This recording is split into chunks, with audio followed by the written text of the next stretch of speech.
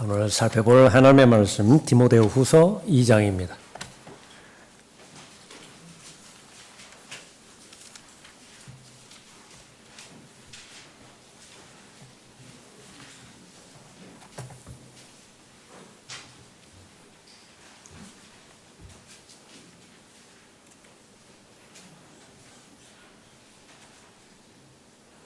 (1절부터) (5절까지) 받들어 읽겠습니다.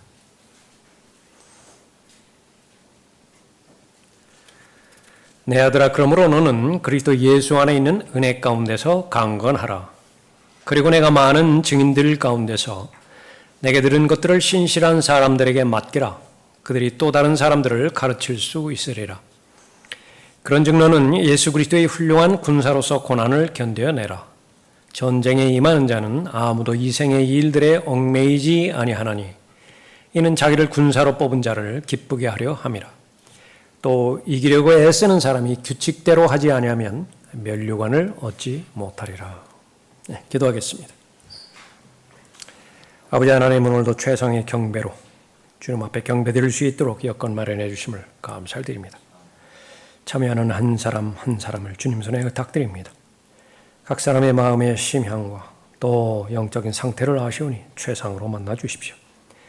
또 바로잡아 주시고 격려해 주시고 또 도전과 용기를 허락하여 주시어서 하나님 보시기에 어떤 형태로든지 기쁨의 대상이 되어지는 하나님의 자녀로 입증되어질 수 있도록 인도해 주십시오. 믿음을 더 늘려 주십시오. 하나님에 대한 사랑에 대한 열정과 진리를 행하고자 하는 그런 열정을 더 배가시켜 주시기를 간구드립니다.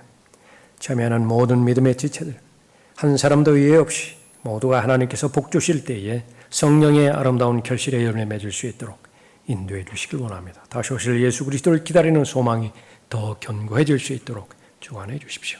저를 주님으로 충만하게 채워주십시오. 악의 세력이 이 시간 공격하지 못하도록 하나님께서 보호해 주시기 원하오며 주 예수 그리스도의 이름으로 기도드렸습니다. 아멘. 자, 은혜 가운데 강건한 삶의 특징이라고 하는 제목으로 말씀드리겠습니다. 은혜 가운데 강건한 삶. 어떠한 특징이 있는 것인가?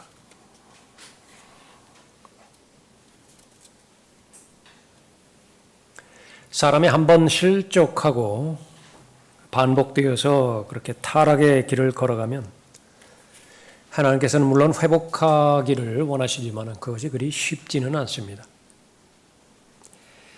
본인의 육신의 본성도 있을 뿐만 아니라 그 본성을 강하게 통제하고 또 충동질하고 있는 이 세상의 신, 마귀가 존재하고 있기 때문에 그렇습니다.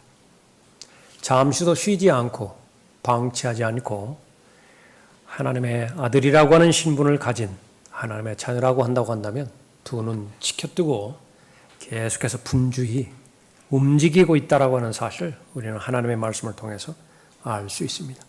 울부짖는 사자예요. 목적은 삼켜야 됩니다. 삼켜도 끝이 없어요.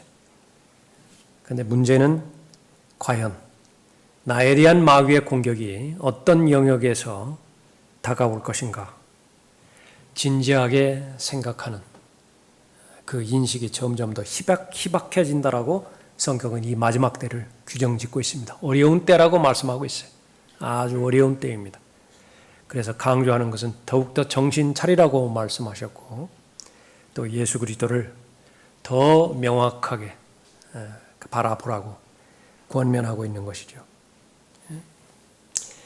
타락의 원인은 오랜 기간 동안 성령 하나님의 인도하심에 저항했기 때문에 그렇습니다.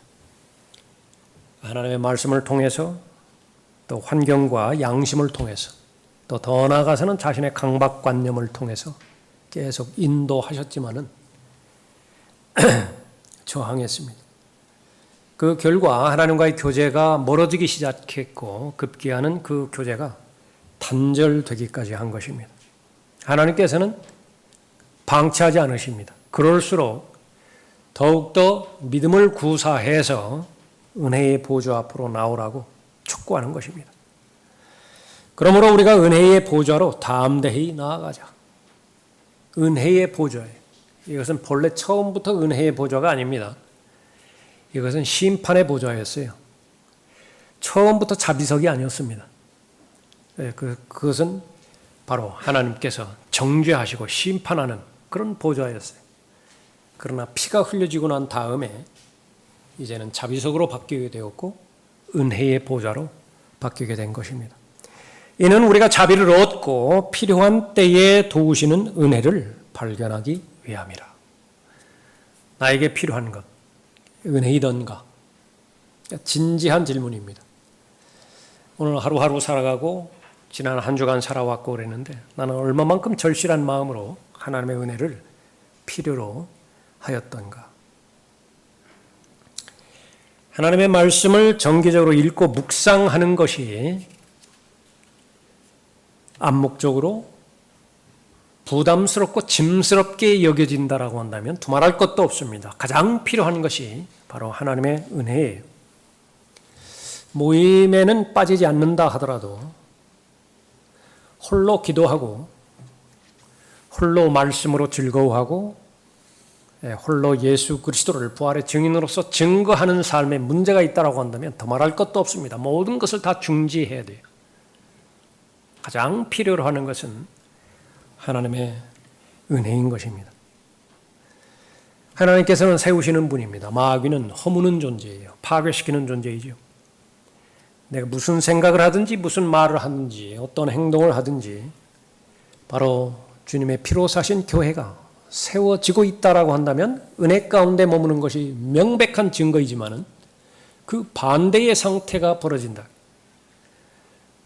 계속해서 문제가 야기가 되어지고 비평의 말들이 늘어가고 마음에 불만이 그렇게 쌓여지고 하나님에 대한 표현은 안 하지만은 원망의 마음이 마음속에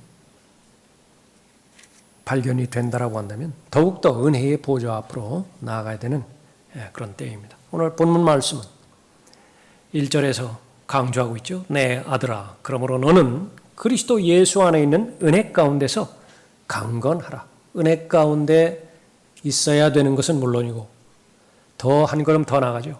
강해져라.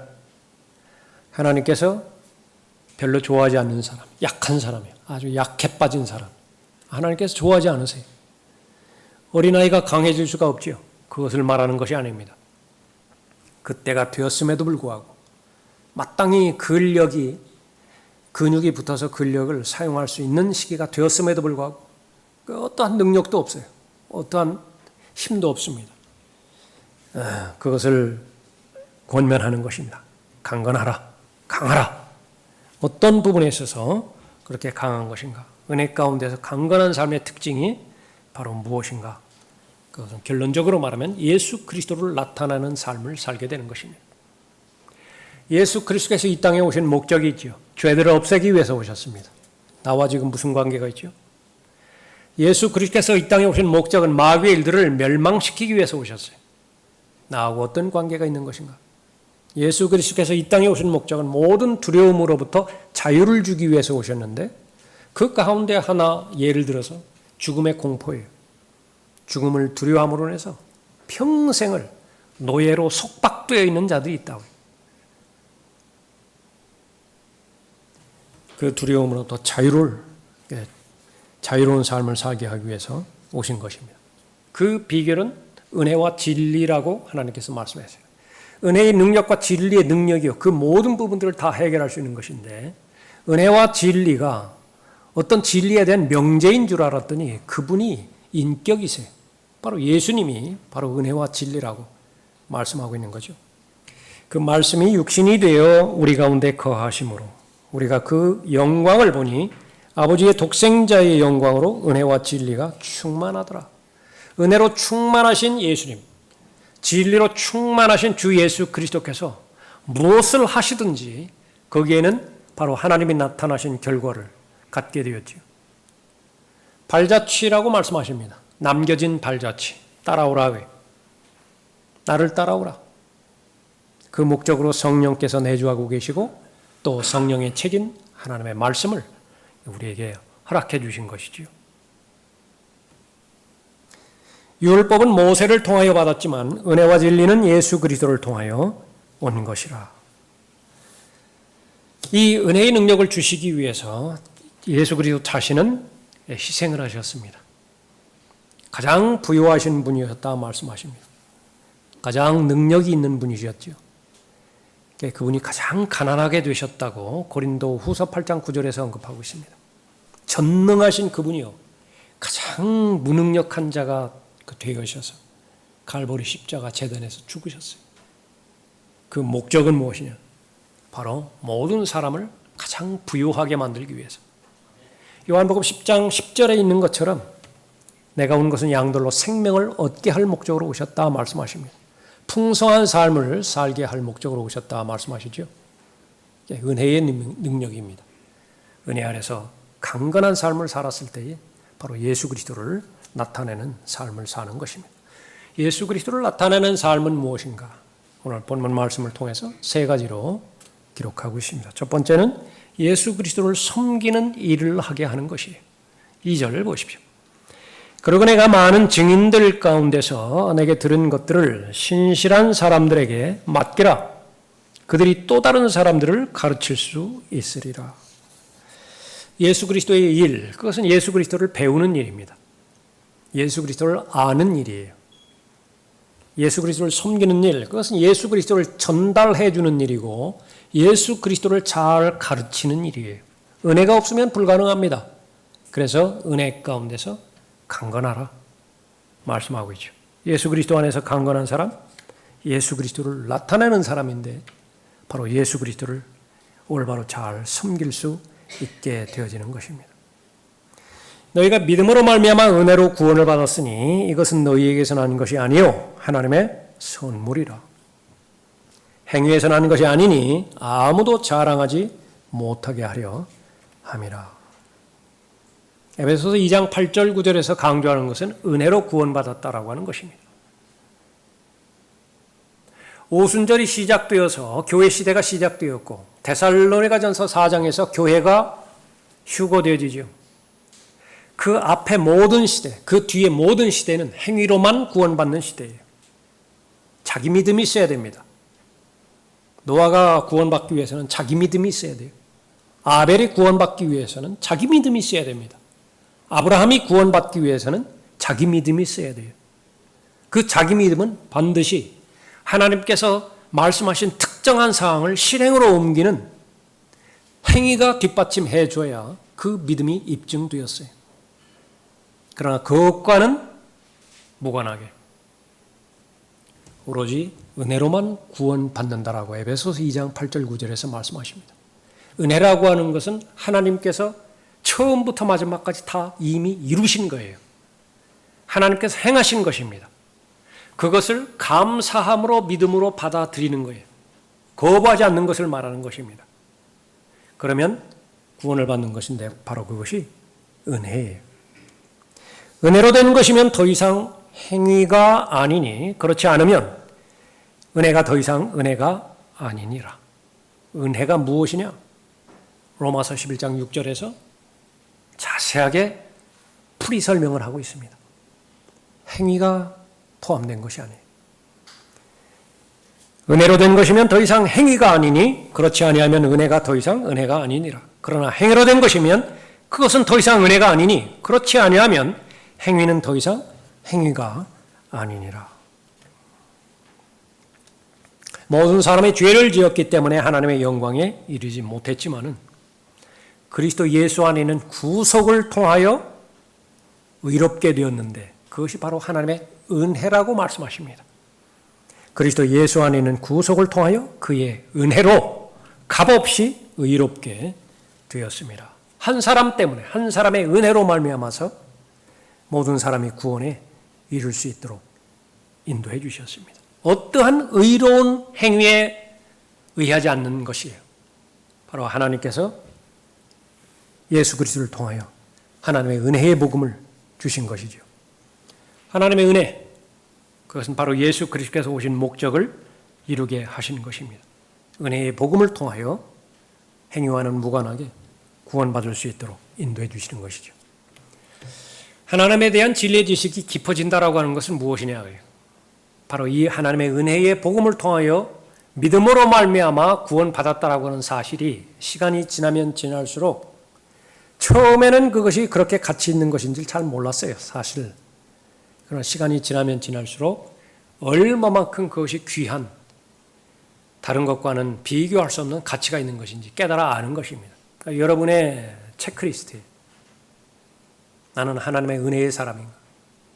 믿음으로 말미암아 은혜로 구원받은 그 구원이 시간이 지나면 지날수록 점점 더 나에게 있어서 더 귀한 것이 되고 더 감사한 기도의 제목이, 감사의 제목이 되는 것인가? 그렇다고 한다면 정상적인 은혜의 삶을 사는 것입니다.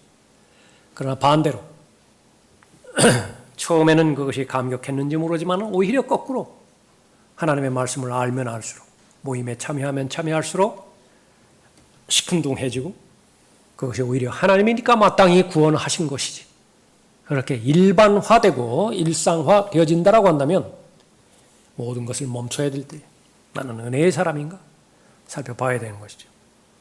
하나님의 은혜는 죄를 이기게 합니다. 능력이에요. 왜 은혜 가운데서 강건하게 되어야 되는 것인가?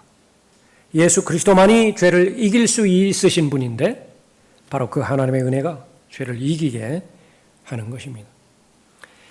구원을 받아서 하나님의 은혜를, 하나님의 말씀을 통하여 알아가면 알아갈수록 더욱더 적나라하게 드러나는 또 하나의 대상이 있는데 내 정체예요.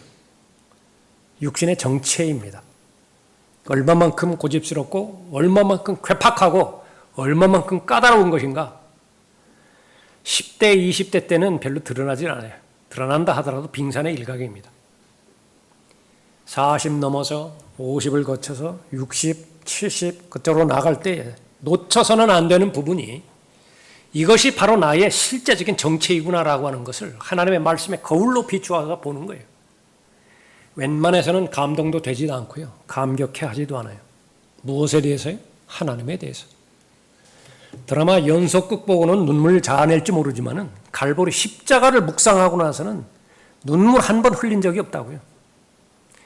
119 구급대원이 고속도로에서 그 급한 상황에서 구출하는 것, 그것은 영웅담 삼아서 감동적인 스토리라고 계속 말하지만은, 그러나 만왕의 왕이신 그분께서 모든 것들을 버리실 목적으로, 모든 것을 희생할 목적으로, 그것도 나만을 위해서, 개인적이고 인격적인 믿음이죠. 나를 위해서 오신 거예요. 그 부분에 대해서는 시간이 지나면 지날수록 감동이 안 돼요. 그것이 바로 내 육신의 실체라고 하는 사실을 아는 것입니다. 갓 구원받았을 때 일반적으로 총체적인 면에 있어서 내가 죄인임을 인정하지만 시간이 지나면 지날수록 나는 도저히 불가능한 죄인이다. 하나님을 섬기고 하나님과 동행하는 데 있어서 나만큼은 불가능한 존재이다. 그것을 고백하고 부르짖게 하는 것이 바로 하나님의 은혜라고 하는 사실입니다. 바울은 은혜의 사람이었어요. 처음에는 얼마만큼 기고만장했습니까? 왜 죄인이에요? 안식일을 꼬박꼬박 지키는데 11조를 빼먹지 않는데 율법의 모든 부분들을 다 지켜내는데 왜 죄인이에요? 죄인? 그거는 너무나 명백해요. 세리들과 창녀들 아니에요? 죄인? 그건 너무나 명백해요. 이방인들 아니에요? 내가 왜 죄인이에요? 그러던 사람이 하나님의 은혜를 알면 알수록 자신을 사도로 불러주신 것에 대해서 하나님 앞에 감사를 표명하다고요. 자신은 사도의 자격도 없는데 사도로 불러주신 것에 대해서 하나님의 은혜를 통해서 조금 알다가 나중에 확실하게 아는 것은 뭐예요? 수많은 죄인들, 오늘날로 말하면 70억 명이 넘는 죄인들 가운데서 일렬로 악한 순서를 줄을 세운다면 제일 우두머리라 해요. 제일 우두머리. 요즘 뭐 유아들 살해하고 무슨 말도 되지 않는 범죄들이 저질러진다라고 한다지만 그 전에는 다 손가락질다 했다. 저런 짐승만도 못한 자들이 있는 것인가? 그 하나님의 은혜 가운데 섰을 때 그 모든 죄악들이 다 내 안에 다 들어져 있는 거예요. 다 포함되어 있는 것입니다. 다만 이것이 활성화만 되어 있지 않았다 뿐이에요. 바울은 그 하나님의 은혜를 통해서 알았던 것입니다. 율법이 들어온 것은 범죄가 많아지게 하려는 것이라. 그러나 죄가 많아진 곳에 은혜가 더욱 넘쳤나니. 죄가 많아진 곳에 은혜가 넘쳤다 말씀하고 있는 것이죠. 드러난 죄들에 대해서 그 죄들은 반드시 극복이 되고 해결돼야 되죠. 열망입니다. 욕망이에요. 그럴 때에 하나님께서는 은혜의 능력을 주십니다. 그것도 강하게 주세요. 어떠한 드러난 죄에 대해서라도 죄를 해결해야 되겠다라고 하는 의지가 있다라고 한다면 해결해 주시는 것이죠. 하나님의 은혜의 능력, 하나님의 자녀를 성장하게 합니다. 자라게 하는 것이죠. 모든 거의 대부분의 문제는 구원 받은 다음에 성장이 지체됐을 때 드러나는 문제들이죠. 얼마만큼 어려운 부분들이 있습니까? 구원 받았다라 하면 정상적으로 성장을 해야 되는데 그 성장의 시기를 놓쳐버렸어요. 형제들아 내가 너희에게 영적인 사람을 대하는 것처럼 말할 수 없어서 육신적인 사람 즉 그리스도 안에서 어린 아기들을 대함과 같이 하노라.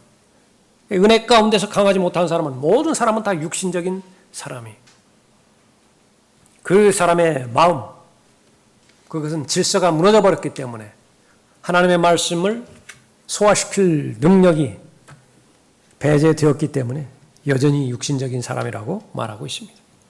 너희는 여전히 육신적인 사람이라 너희 가운데 시기와 다툼과 분열이 있으니 어찌 너희가 육신적이 아니며 사람을 따라 행하는 자가 아니리요. 바울을 따르는 것이 무슨 잘못이에요? 바울은 내가 그리스도를 본받는 것 같이 너희는 나를 따르는 자가 되라 말하고 있잖아요. 그것도 최소한 4번이나 말하고 있잖아요. 시작성경에서. 그런데 어떤 사람들은 바울을 열심히 따랐는데 사람을 따른 결과가 돼버렸어요. 얼마나 안타깝습니까? 얼마나 비참해요. 나는 바울에게 속한다 하고 또 다른 사람은 나는 아폴로에게 속한다 하니 너희가 육신적이 아니냐? 아폴로도 얼마만큼 대단한 사람입니까? 좋은 의미에서 언변이 아주 유창했죠. 아주 조리 있게 말씀을 잘 전달했습니다. 말만 잘하는 것이 아니라 그 역량도 있어요. 하나님의 은혜는 성장하게 합니다. 그래서 누구를 따르든지 무엇을 하든지 하나님께 칭찬을 받게 되어지는 거죠. 말씀이 열매를 맺지 못할 때 모든 그리스도인의 삶은 메마르게 됩니다. 다른 모든 부분들은 풍족하게 될 수 있을지 몰라요. 고가는 계속 넓혀져 갈 수 있을지 몰라요. 사회적 지위는 계속 올라갈 수 있을지 모르지만 계획하는 프로젝트마다 다 성과를 맺을 수 있을지 모르지만 말씀으로 인한 열매를 맺지 못하다. 본인의 정체성이 말씀으로 시작한 실체거든요. 썩지 않을 말씀으로 거듭난 사람이 바로 나 자신이라고요. 그런데 그 동일한 말씀으로 계속해서 성장해 나가는 것이 멈춰버렸어요. 뭐죠? 바깥에서 규정짓는 나는 내 실체는 뭐예요? 아무것도 아니에요. Nothing. 아무것도 아니라. 하나님의 말씀을 섭취하지 않았기 때문에 그런 것이죠. 밖의 모습은 어떨지 모르지만 속은 계속해서 썩어져 가고 있는 것입니다. 그 아름드리 나무가 어느 날 갑자기 쓰러져 내버리는 것은 바람 한 번 불었다고 해서 그 사건으로 쓰러져 넘어가는 것이 아니에요. 마땅히 깊이 내려된 뿌리는 정체되어 있고요. 그 속을 들여다보면 오랜 시간 전부터 썩어가기 시작해서 텅 비어있던 것입니다. 공허한 것이, 허무한 것입니다. 그리스도인, 하나님의 말씀과 기도로 모든 것들을 배워야 되는데 그 중심에 예수 그리스도께서 계시는 것입니다. 예수 그리스도는 능력을 주시는 유일하신 분이죠. 은혜를 통해서, 진리를 통해서. 그러면 무엇이든지 다 배우는 거예요. 바울의 고백입니다. 내가 궁핍함으로 말하는 것이 아니니 이는 내가 어떤 처지에서도 스스로 만족하는 법을 배웠기 때문이라. 부럽습니다. 어떤 처지를 가든지 간에 다 거기는 배움의 대상이에요. 배우고 싶다고요. 그냥 무궁무진해요. 배움의 요소들이. 그리스도인 우리 형제 청년들이 때가 되면 이제 군에 입대하죠. 9월인가 또 이렇게 한 형제 또 입대를 예정하고 있는 것인데 다 똑같습니다. 어디를 보내든지 그건 최상의 장소예요. 조건은 무엇이죠? 지금 현재 내가 하나님과 동행하고 있어요. 지금 내가 말씀과 기도로 하나님과 교제하고 있습니다. 그럼 어디를 보내시든지 간에 그건 최적의 장소예요. 무엇에 대한 최적의 장소이죠? 하나님께서는 연단시키기를 원하시고 훈련시키기를 원하시고 더 영그러지기를 바라는 거예요. 그리스도의 충만하심의 장성한 분량까지 이르는 것인데 교실에서는 한계가 있다고요. 책을 통해서는 한계가 있어요. 반드시 실전에 돌입을 해야 됩니다. 그래서 여러분에게 닥치는 군대 생활, 결혼 생활, 직장 생활, 사업터 이거는 다른 어떤 면보다도 더 중요해요. 거기에서 성공과 실패의 여부가 갈라지는 거예요. 교실에서는 드러나지 않아요. 배우기만 하면 되잖아요. 피동적으로, 수동적으로. 그러나 이제는 여러분의 삶의 주체가 되어지는 것이 바로 그 부분이라. 거기에서 배울 수 있어야 돼요. 거기에서 도저히 기뻐할 수 없는 상황인데 하나님의 강한 은혜의 능력 가운데서 기쁨의 사람이 되고 도저히 거기에서는 기도가 나오지 않는, 기도가 막히는 그런 상황일 수밖에 없는데 지각을 초월하는 하나님의 평강이 내 마음을 움직여주시고 역사함으로 인해서 내 입이 열리는 거예요. 하나님 아버지 이 말이 터진다고 말해요. 배우는 것입니다. 내가 궁핍함으로 말하는 것이 아니니 이는 내가 어떤 처지에서도 스스로 만족하는 법을 배웠기 때문이라. 나는 비천에 처할 줄도 알고 성령 충만해. 비천에 처해도. 풍부함에 처할 줄도 알며 교만해지지 않습니다. 성령 충만해요. 모든 처지와 모든 일에 있어서 나는 배부름과 배고픔과 풍부함과 궁핍함을 다 배웠노라. 은혜의 능력입니다. 내게 능력 주시는 그리스도를 통하여 내가 모든 것을 할 수 있느니라. 그렇습니다. 하나님의 은혜는 예수 그리스도를 섬길 수 있게 해줘요. 은혜는 하나님을 섬기는 능력을 주시기 때문에 그런 것입니다. 여러분이 이제 그리스도의 심판석 앞에 서게 되어지면 마음을 다해서 생각을 다하고 지성을 다하고 힘을 다해서 하나님을 사랑한 그 사랑이 동기가 되어서 섬겼던 모든 섬김이 이제 보상받게 되어지죠. 근데 그 시작이 무엇인지 아세요? 예수 그리스도를 섬겼던 시작. 고린도전서 3장에서 그리스도의 심판석에 대해서 언급하고 있죠. 은혜라고 말씀하십니다. 은혜가 없으면 섬길 수가 없어요. 내게 주신 하나님의 은혜에 따라, 내게 주신 하나님의 은혜에 따라, 고린도전서 3장 10절에 내가 현명한 건축가와 같이 기초를 닦았더니, 구원받는 것도 하나님의 은혜이고 예수 그리스도를 섬기는 것도 하나님의 은혜입니다. 그러면 이제 하나님의 관점에서 나 자신을 바라봅니다. 하나님의 관점에서 내가 행했던 그런 결과를 바라보게 되어지는 것이죠. 그것이 하나님의 은혜의 놀라운 능력입니다. 그러나 하나님의 은혜로 지금의 내가 되었고, 고린도전서 15장 10절 말씀입니다. 하나님의 은혜로 지금의 내가 되었고, 여기서 잠깐 멈추시고요. 자식을 바라보는 데 있어서 스펙 가지고 차별하는 부모 계십니까? 저 아이가 좀 더 능력이 있고, 저 아이가 좀 더 똑똑하고, 저 아이가 좀 더 순종적이고, 그런 조건에 따라서 자녀들 차별이 됩니까? 어떻게 완전히 자유로울 수 있어요? 사람인데. 하나님은 사람이 아닙니다. 지금의 내가 되었고 있는 그대로 받아주십니다. 창녀에 손가락질 하지 않는 사람이 누가 있어요? 예수님은 그대로 받아들이십니다. 그것도 현장에서 가나마다 붙잡혀다가 잡혀왔어요? 공공의 적이죠. 예수님은 차별하지 않으셨어요. 받아주셨어요. 도둑 중에 도둑 세리라고 불려지는 가장 강박한 그 죄인 가리지 않습니다. 다 받아주셨어요. 창녀만 죄인인 줄 알았는데, 세리만 죄인인 줄 알았는데, 자신의 속 정체가 드러났을 때에 비교의 대상이 되지 않는 것이 바울 자신이었거든요. 죄인 중에 우두머리예요. 그런데 나를 있는 그대로 받아준 거예요. 하나님의 은혜입니다. 그러나 하나님의 은혜로 지금의 내가 되었고 또 내게 주신 그분의 은혜가 헛되지 아니하여 그들 모두보다 내가 더 많이 수고하였으나 그것은 내가 아니요 나와 함께 하신 하나님의 은혜로다. 하나님의 은혜로서 하나님을 기쁘게 섬길 수 있는 것입니다. 하나님의 뜻인 거룩한 삶을 추구하는 마음이 바로 은혜가 제공하죠. 세상 정욕도를 거부하게 됩니다. 은혜가 없이 세상 정욕도를 한번 거부하려고 해봐요. 며칠이나 가나. 몇 번 시도가 성공적으로 가는 것이라. 용수철을 내 힘으로만 꾹꾹꾹꾹 눌러보라고요. 그러다가 폭발하는 때가 있죠. 최소한 30배 이상 폭발합니다. 다 무너져 버리는 거예요. 하나님의 은혜의 능력으로 일꾼이 되어지는 것입니다. 하나님의 은혜의 능력, 단순한 삶을 살 때에 바로 예수 그리스도를 잘 섬길 수 있습니다. 하나님의 은혜의 능력, 바로 세상으로부터 성별할 때에 온전히 하나님을 잘 섬길 수 있는 것이죠. 두 번째, 예수 그리스도만을 사랑하게 합니다. 예수 그리스도만을 사랑하게 합니다. 3절을 보십시오.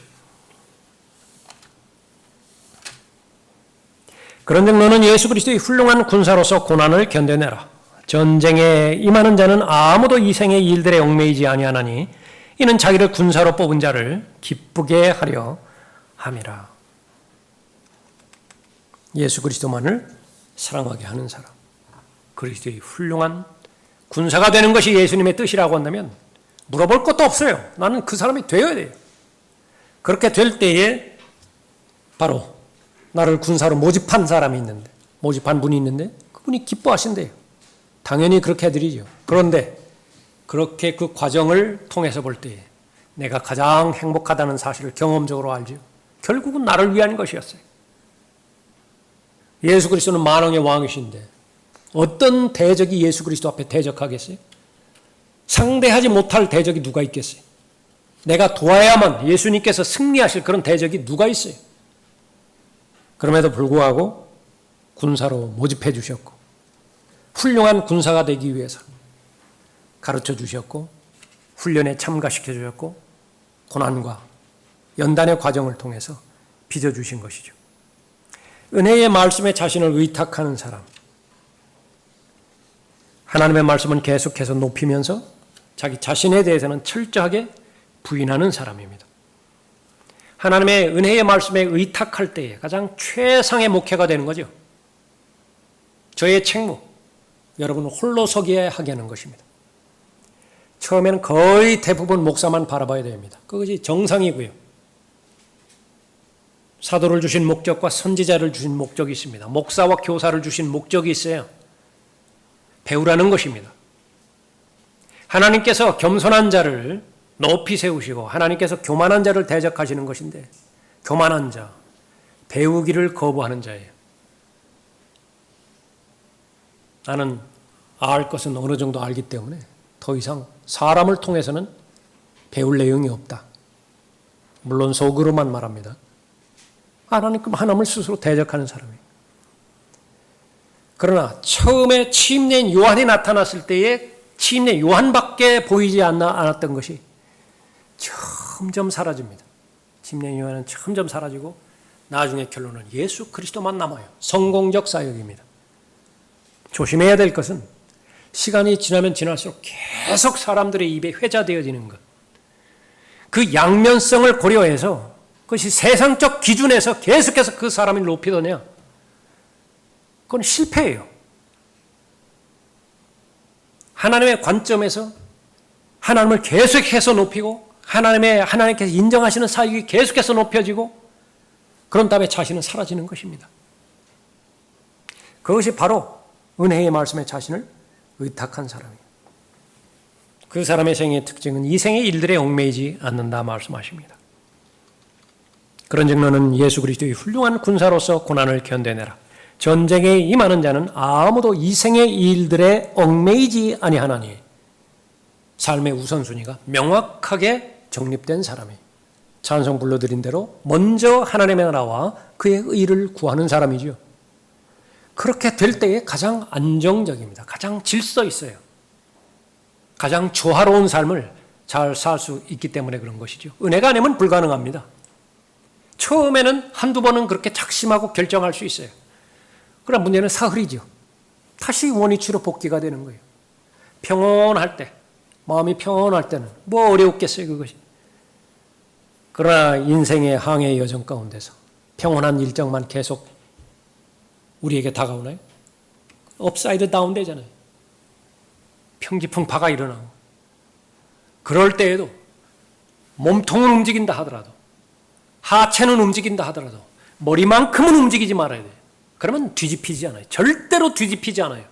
믿음의 창시자의 완성자이신 예수를 바라보기만 한다라고 한다면 하나님께서 보장해 주시는 것인데 이 삶의 우선순위가 바뀌어졌을 때, 잘못되어 있을 때 중심추가 자리를 옮겨버린 것입니다. 무너져버린 거예요. 무게중심이 이탈되어져 버린 것입니다. 그렇다고 한다면 이 생에 얽매일 수밖에 없어요. 이 생에 얽매이지 않는다고 해서 전담사역을 말하는 것이 아닙니다. 오히려 반대로 전담사역자라고 하는 사람들이 얼마만큼 이 생의 일들에 얽매이는 것인지 그 수도 헤아릴 수 없이 없을 정도로 많은 거예요. 그 사람들은 빌립보서 3장에서 미리 경고했던 것처럼 자신들의 하나님이 자기의 배예요. 먹고 살기 위해서 하는 것입니다. 베드로가 그렇게 경고했던 것처럼 더러운 이익 때문에 하나님께서 맡겨주신 양무리들을 하지 말라고 그랬는데 결국은 거기서 벗어나질 못해요. 무엇 때문에 그렇죠? 거슬러 올라가고 결국은 은혜가 결핍된 거예요. 은혜가 없어요. 은혜가. 하나님의 말씀에 대해서 존중하지도 않고 하나님의 말씀을 두려워 떨지도 않고 하나님의 말씀으로부터 벗어나고 말씀이 아닌 다른 것은 최선을 다해서 한다. 인간에서 인본적인 부분에서 우러나오는 무슨 경영관리? 새로운 프로그램? 그런 것들은 아무 보장이 없는 것입니다.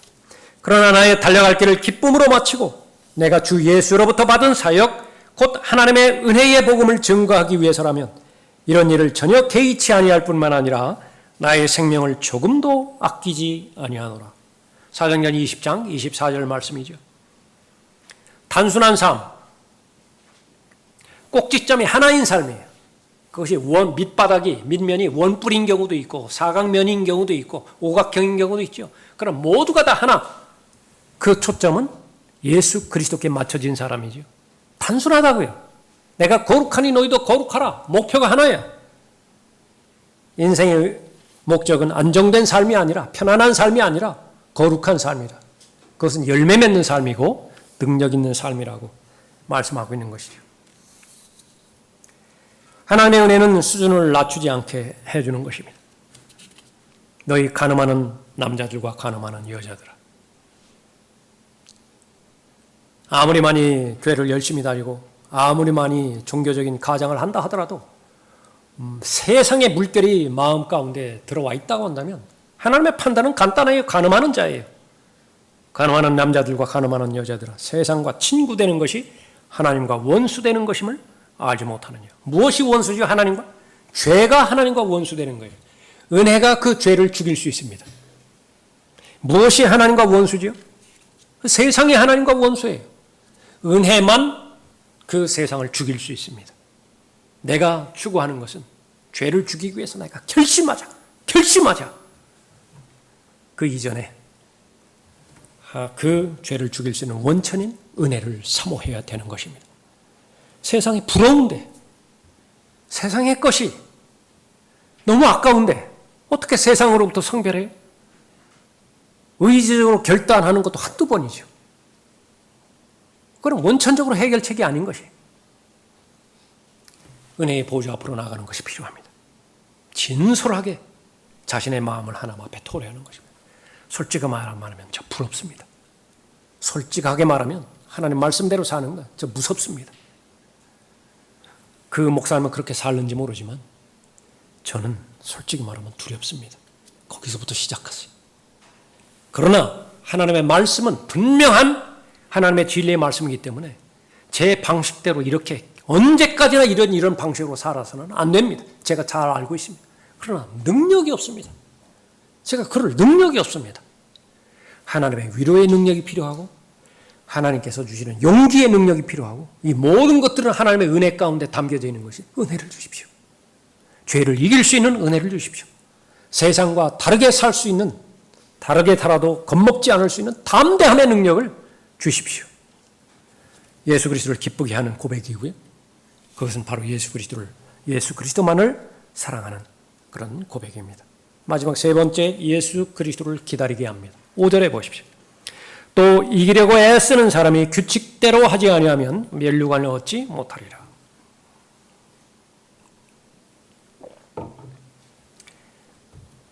예수 그리스도 안에 있는 은혜 가운데서 강건하라라고 하는 그 당위성을 명령하는 것. 그것은 바로 이기려고 애쓰는 사람의 초점을 맞추고 있는 것인데, 이기려고 애쓰지 않아도 이기려고 애쓰지 않으면 구원을 잃어버리는 것이, 그리스도의 훌륭한 군사로 하나님 앞에 입증되지 않으면 하나님께서 은혜로 주셨던 구원을 하나님께서 빼앗아 가시는 거예요. 그 무엇 때문에 그러는 거예요? 한 번 받은 구원은 그것이 성경적 의미에서 구원을 받았다라고 한다면 어떤 누구도 그것을 빼앗아 갈 수 없습니다. 어떤 존재하는 것도 그리스도의 사랑에서 분리시킬 수 없어요. 그런데 왜 그렇게 애쓰는 거예요? 어차피 하늘나라에서 영혼을 보내게 될 것인데, 재림 때문입니다. 예수 그리스도께서 다시 오신다라고 하는 하나님의 진리의 말씀, 예언의 말씀 때문에 그런 거예요. 우리의 믿음은 처음에도 믿음이지만 마지막도 믿음으로 완성이 되어야 됩니다. 그것이 믿음의 창시자요 완성자이신 예수라고 하는 이름이에요. 예수 그리스도는 선지자로 오셨고 지금 대제사장으로 계시죠. 이제 만왕의 왕으로 오실 것이에요. 부분만 믿어요? 선지자와 대제사장으로 예수님을 믿는데 만왕의 왕으로는 안 믿어요? 그것이 인격적으로 예수 그리스도를 영접한 것입니까? 오늘 보는 말씀은 은혜 가운데서 강건해야 되는 이유, 그것은 바로 예수 그리스도를 기다리게 하는 능력이 있다라고 하는 것을 말하는 것입니다.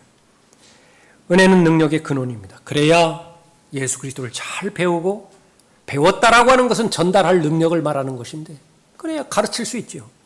내가 배운 것만 가르칠 수 있잖아요. 은혜는 능력의 근원인데, 그래야 믿음의 선한 싸움을 싸울 수 있습니다.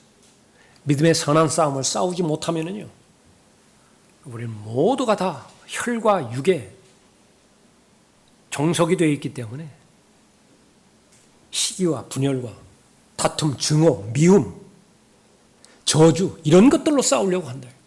아주 더러운 싸움이에요. 그러나 그 싸움에 동원되는 모든 용어들은 다 하나님 것들입니다. 거룩, 성경, 헌신, 사랑, 진리, 은혜, 이런 것들 가지고서 선동을 하고서, 그러니까 실제로는 하나님 보시기에도 가장 가증스러운 육신의 일들로 점철되어지는 더러운 싸움을 싸우고 있는 것이죠. 은혜가 필요한 것이에요. 그래야 믿음의 선한 싸움을 싸울 수 있는 것입니다. 은혜는 능력의 근원이죠. 그래서 내가 마땅히 달려가게 될 경주, 거기서 이길 수 있는 것입니다. 그 이길 수 있는 그 길, 그것은 바로 예수 그리스도의 재림을 기다리게 하는 것인데, 아멘 그러합니다. 주 예수여 속히 오시옵소서. 어디에 있는 말씀이죠? 성경 요한계시록 21장 20절에 있는 말씀입니다. 그 다음 절이 마지막 절입니다. 그 바람이 나에게 소망이 되어지고요, 그것이 좌절되지 않고 낙담되지 않고 중도에서 포기하지 않고 그대로 나에게 실현이 되어야 되죠. 은혜가 가능하다고 말씀하십니다. 아멘 주 예수여 오시옵소서. 하나님의 은혜가 가능하게 만드는 거예요. 우리 주 예수 그리스도의 은혜가 너희 모두와 함께 있을지어다. 아멘.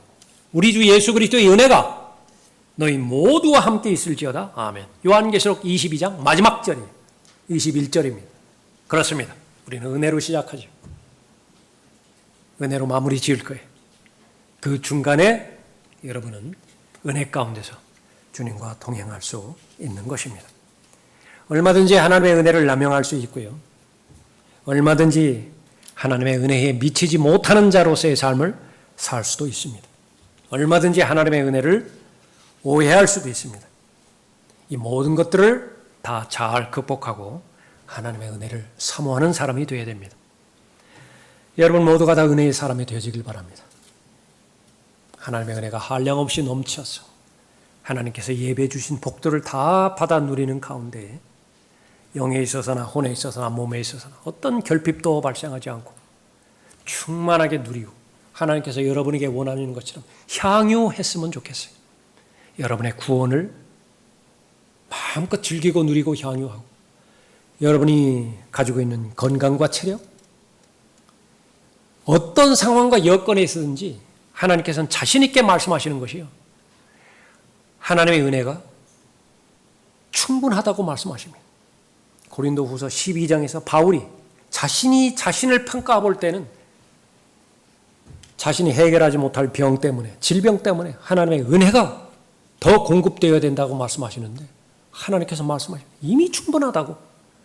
그 사실을 믿음으로 받아들였을 때 바울은 새로운 깨달음이 생겼던 것이죠. 주는 나의 목자시니 내가 부족함이 없으리로다. 누구에게나 적용될 수 있는 거예요. 다만 하늘을 바라보면 됩니다.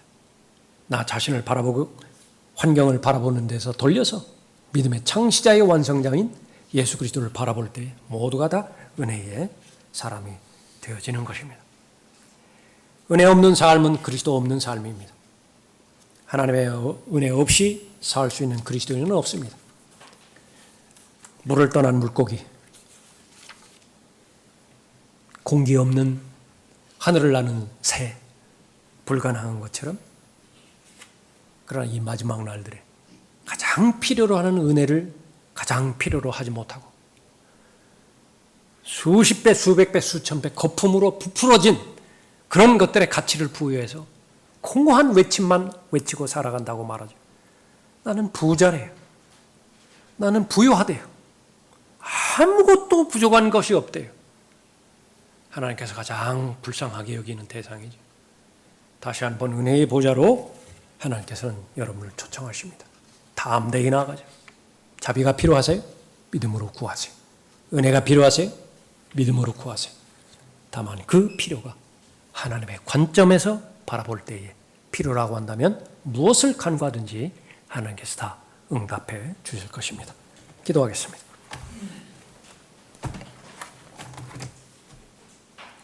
아버지 하나님, 하나님 보시기에 진노의 자녀였고 지옥의 자식들이었으며 저주의 대상들이었던 저희들을 이해할 수 없는 하나님의 은혜 베풀어 주셔서 예수 그리스도를 통하여 구원해 주시니 감사를 드립니다. 시간이 지나면 지나갈수록 더욱더 온전한 사람으로서 마땅히 예수 그리스도의 충만하심에 장성한 분량에 이르러야 됩니다. 어린아이의 일들을 빨리 벗어버리고 이리저리 휩쓸리는 영적 방황에서 이제는 견고한 믿음의 기반 위에 우뚝 서서 맡겨주신 하나님의 일들을 잘 감당하는 가운데 오신 목적대로 열매 맺는 풍성한 삶을 살아내야 됩니다. 하나님의 은혜만이 가능합니다. 이 자리에 하나님의 은혜를 사모하는 하나님의 지체들, 초청 시간을 통하여 하나님 앞에 간구할 때 그 간구가 무엇이든지 응답하여 주셔서 은혜가 넘치는 풍성한 삶을 살 수 있도록 복 주십시오. 죄에 대해서 마땅히 싸워 이기고 죽음의 두려움에 대한 공포로부터 극복하고 온갖 펼쳐진 마귀의 계략과 책략과 함정들과 덫들로부터 자유롭게 해주셔서 두려움의 영으로부터 자유로운 삶을 살 수 있는 참된 은혜 아래에서 강건한 삶을 잘 살아갈 수 있도록 복 주시길 원합니다. 예수 그리스도 한 분만으로 해서 만족하고 예수 그리스도를 마음으로부터 사랑하고 맡겨주신 예수 그리스도의 동역자로서의 그 역할들을 잘 감당하는 예수 그리스도를 섬기는 그리스도의 훌륭한 군사들이 되어줄 수 있도록 인도해 주십시오. 주 예수 그리스도의 이름으로 기도드렸습니다. 아멘. 다 같이 일어나시겠습니다. 네.